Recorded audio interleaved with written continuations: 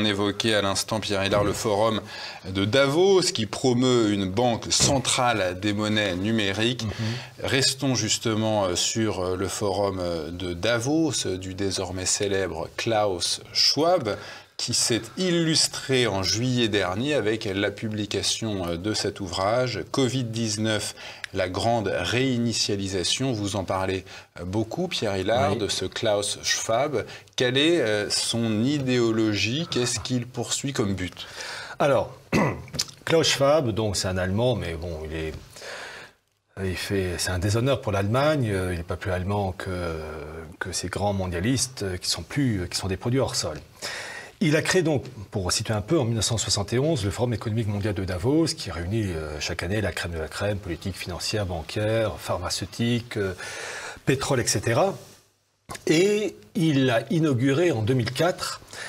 Donc, il a lancé ces fameux Young Global Leaders, donc recruter des personnes compétentes dans tel ou tel domaine et surtout animées d'une tonne d'esprit mondialiste pour les mettre à l'honneur. Et ça avait déjà été fait dans l'histoire avec le cercle Milner, si je... Oui, c'est une tradition anglo-saxonne. Au début du XXe siècle. Voilà, les fameuses bourses d'études Cecil Rhodes. Ça, c'est une tradition anglo-saxonne. Est-ce que c'est la même chose aujourd'hui avec les Young Global Leaders? C'est pareil, que ça soit la Front China Foundation, ça j'en avais parlé lors de l'émission avec vous en octobre dernier. Là, les Young Global Leaders, c'est donc trouver des personnes animées d'un esprit mondialiste et puis les mettre en valeur. Et je vais vous citer 4 noms. En 2004, vous avez eu comme Young Global Leaders Mark Zuckerberg, le patron de Facebook. En 2009, vous avez un certain Stéphane Bancel, les vaccins Moderna, Young Global Leader.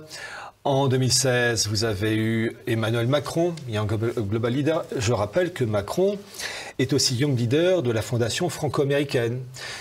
Et Macron, le Young Leader Macron, Fondation franco-américaine, a succédé donc à François Hollande, qui était donc Macron promo 2012, et il a succédé à François Hollande, Young Leader Fondation franco-américaine, promo 1996. Vous voyez la mafia mondialiste.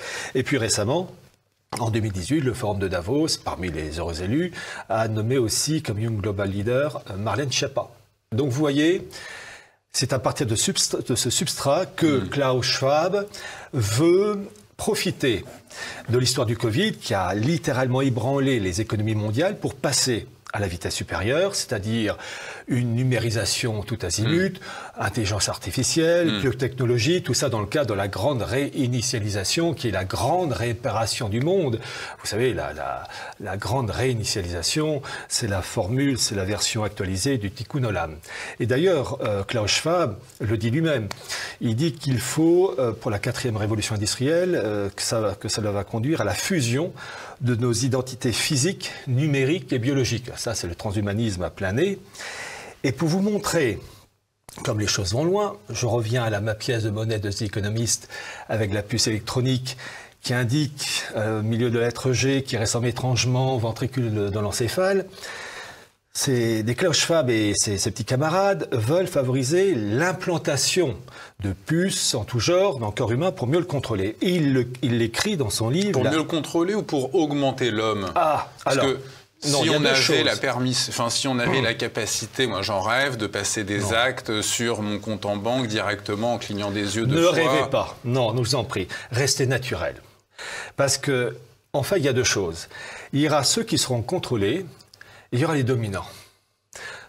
Alors ça, encore une fois, Laurent Alexandre et Jacques Attali en parlaient. Voilà. Il y aura 2 humanités. Bien sûr. Il dit déjà qu'il y a 2 humanités, d'ailleurs, Jacques Attali. Il y aura l'élite qui aura les avantages. L'argent. Voilà, et puis possibilité d'agir sur vous pour vous inciter à faire telle ou telle chose. Parce que voyez-vous, c'est ça. Mais pourquoi est-ce que vous voyez le mal partout? Et pourquoi vous imaginez que des personnes ayant beaucoup d'argent voudraient absolument prendre le contrôle du reste de l'humanité? D'abord, ils n'ont pas que de l'argent. Ils sont animés d'une idéologie gnostique d'essence messianiste. Et donc j'invite... Qu'est-ce que ça veut dire messianiste? C'est l'idée... vraiment, vous me poussez à mes retranchements, parce qu'il ne faut quand même pas que ça soit censuré comme émission. C'est le besoin de favoriser l'instauration d'un système mettant à bas la révélation. D'accord, d'accord. Et La donc, révélation, le message du Christ. Oui, c'est vrai qu'aujourd'hui, le mot révélation est un mot oui, on avait vu méconnu. beaucoup de commentaires dans notre révélation première... avec un R majuscule. Voilà.